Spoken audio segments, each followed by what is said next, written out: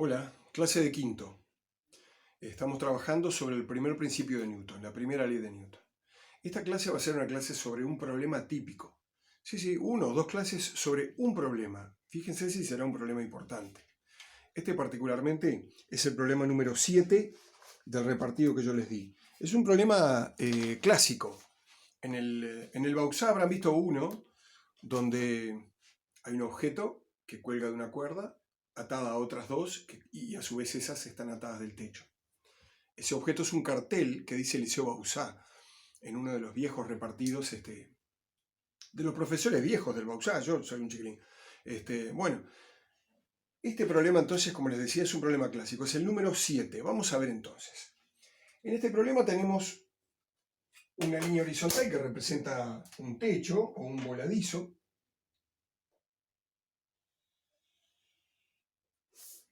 del cual cuelgan dos cuerdas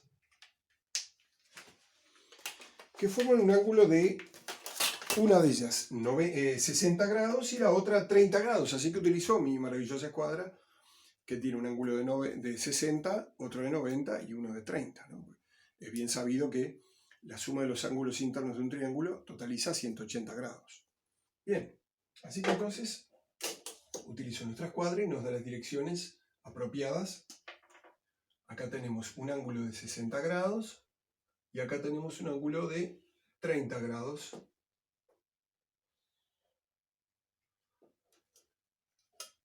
El problema pide que nos centremos en el nudo, que le llamo punto O. El nudo está acá, y de ese nudo sale una tercera cuerda vertical y hacia abajo, de la cual cuelga un objeto.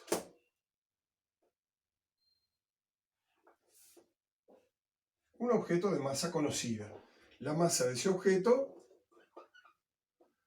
es de 500 gramos. M igual 500 gramos. El problema nos va a pedir que dibujemos y calculemos todas las fuerzas que están actuando allí. Bueno, vamos a necesitar hacer cálculos para obtener valores de fuerzas, y los valores de fuerza son correctos en la medida que son seguidos por sus unidades. Las unidades de la fuerza, ustedes recuerdan, son los newtons. Y los newtons es una forma de llamarle a una unidad compuesta por varias unidades que son los kilogramos por metro sobre segundo al cuadrado. Quiere decir que la masa no puede estar en gramos cuando hacemos los cálculos para fuerza. Debe estar convertida a kilogramos.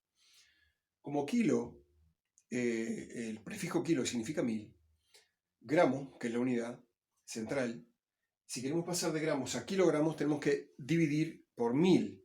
Quiere decir que 500 gramos equivalen a 0,5 kilogramos y ya tenemos nuestra masa convertida.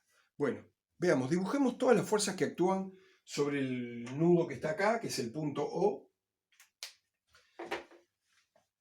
Y yo les hago la siguiente pregunta. ¿Esas fuerzas a través de quién están actuando sobre el punto O? Y bueno, a través de esta cuerda y de esta otra cuerda. Hay tres cuerdas allí.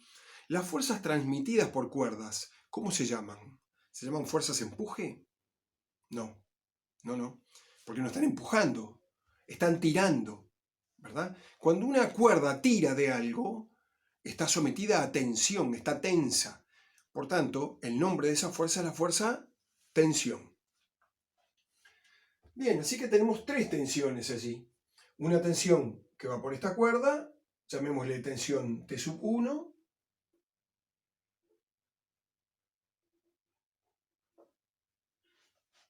¿Sí? Otra tensión que va por esta cuerda o que actúa en esa línea de acción, T sub 2.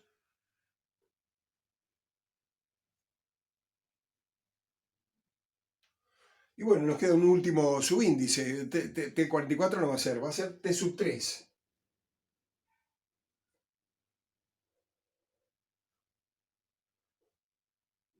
T sub 3, la fuerza que actúa por la cuerda vertical. Bien, este problema es picante, ¿no? Es un problema, y por picante está buenísimo. ¿Ustedes conocen el pollo frito? ¿Han comido pollo frito? Hay una empresa que hace pollo frito que se llama KFC, que es recontra picante, pero está delicioso. Este problema es así de picantoso, ¿no? Está bueno, está muy rico.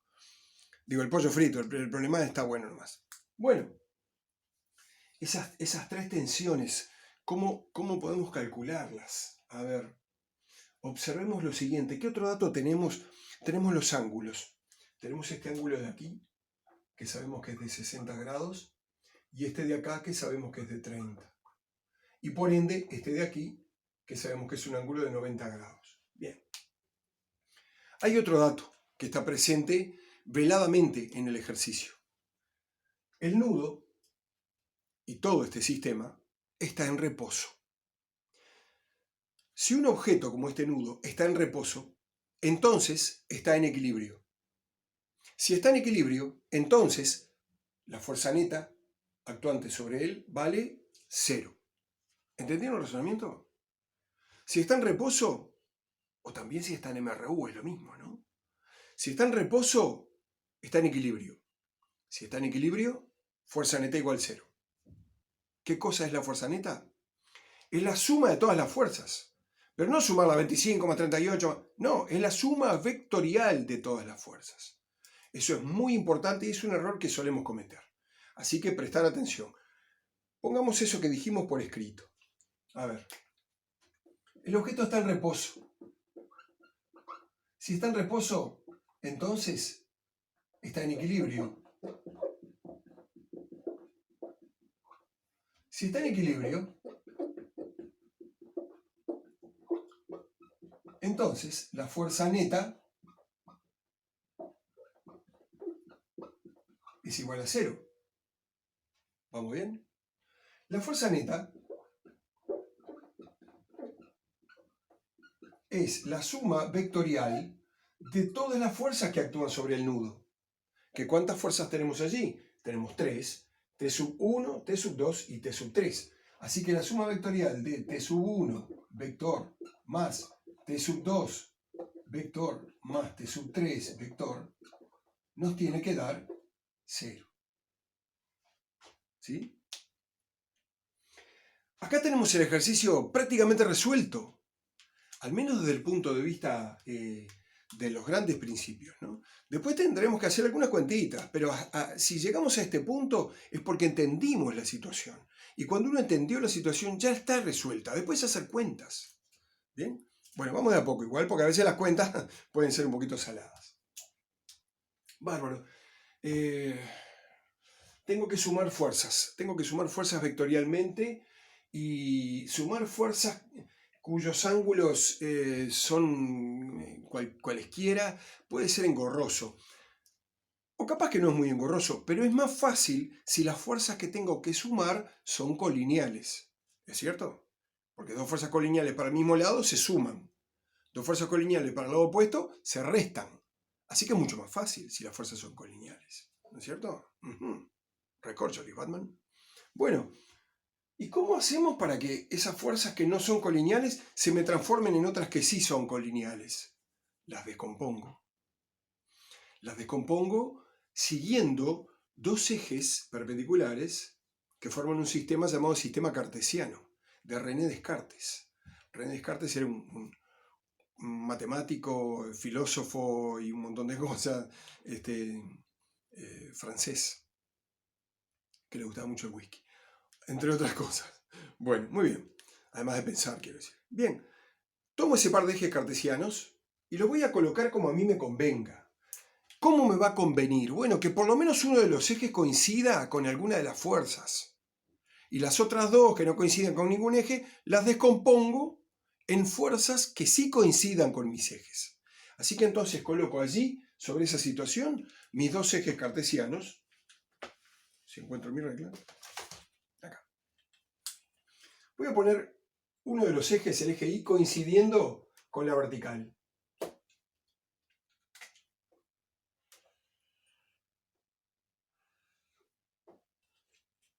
Este es el eje Y. El otro tiene que ser perpendicular, y como el objeto que estoy analizando es el nudo, el punto donde confluyen todas las fuerzas, donde concurren, por eso se le llaman fuerzas concurrentes, Estas tres fuerzas concurren en el punto O, en el nudo. En ese punto pongo el centro de mi sistema de ejes cartesianos, ¿no es cierto? Así que allí coloco mi eje X.